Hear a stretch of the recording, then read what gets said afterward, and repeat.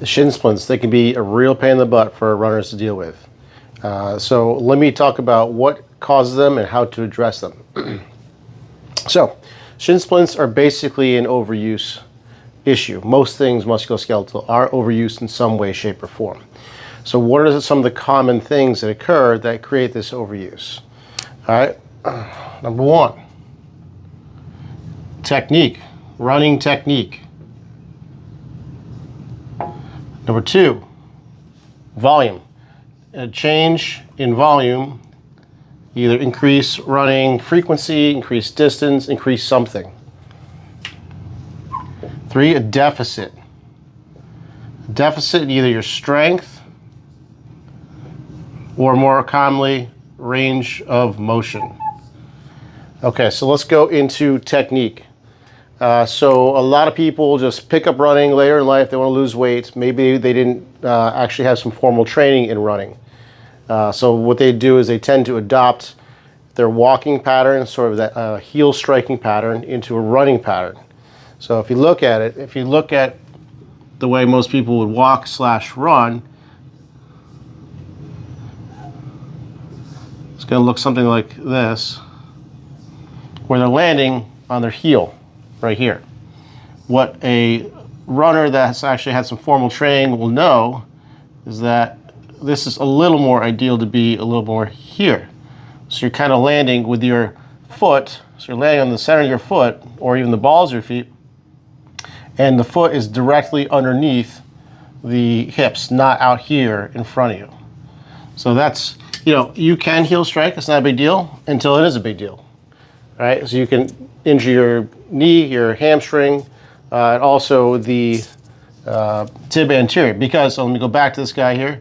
If the leg is out here, right, then now the tib anterior has to go from here all the way down to here, and it has to break. So muscles don't like eccentric loading. Let me rephrase that. Muscles that are prone to being injured it usually happens in the eccentric phase, that negative phase, as it's trying to absorb shock and slow the system down. So if you're having pain, tib anterior, shin splint pain, look at your striking pattern, have someone record you.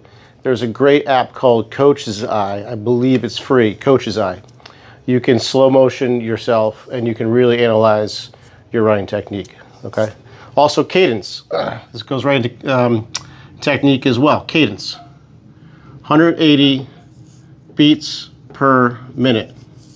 That's sort of the ideal stride pattern. It's pretty fast. So you can just go to Google, type in metronome, set the metronome to 180 and see if your stride length is, or your stride pattern is similar to that. Because heel striking, if you think about it, is really overstriding. In fact, if you see like tribesmen of like the Hadza out in like Africa, who actually run and chase down their prey, they run with a very short pattern. It actually kind of looks funny to us, so we're not used to seeing it, but a shorter pattern is actually more ideal, and that means you're gonna be landing on the center of your foot. That's cadence, okay? Volume. This is kind of like that weekend warrior syndrome, where maybe someone's like gaining weight, decides, that's it, I'm done, I'm gonna change all my habits, and they just go out, run every day. Well, their tissue is just not prepared for that. So a lot of times you just have to look at their training intensity and the sudden increase. You have to ramp up, or else your tissues are gonna let you know, okay? And also, are your tissues prepared? Are they hydrated? Is the electrolyte balance there? So not just hydration, but there's enough salt to support a nice healthy tissue. And then this is probably the biggest one that we deal with in the clinic here, is deficit. Something's missing. So it could be as simple as the tib anterior, the front of the shin muscle, is just not strong enough, and it's just simply being loaded beyond its capacity. But more than that, and this is what I see most often, is you're missing this motion here, ankle dorsiflexion here, okay? So what happens, I kind of think of it like this way. You got the big calf muscle, you've got a capsule around the joint. If this posterior system is stiff, now the tib anterior has to fight against it. So it's kind of like running with a handbrake on. So the calf muscle, gastrocnemius and tib posterior, point the toes and the foot down that way. tib anterior is the opposite. It's kind of like a puppeteer. It's like two strings that pull up and down, right? So if this is pulling the ankle into plantar flexion, now this tib anterior has to fight against the stiffness in the backside. Another thing too, running up like inclines and stairs. I've gave myself shin splints once trying to run upstairs in a building way before I was a physio, and it's the forced, sustained dorsiflexion. It just irritated the heck out of my tib anterior. So what do we do to address this? The first thing I would do manually is work on the soft tissue. So when it comes to limited dorsiflexion, it's generally going to be soft tissue,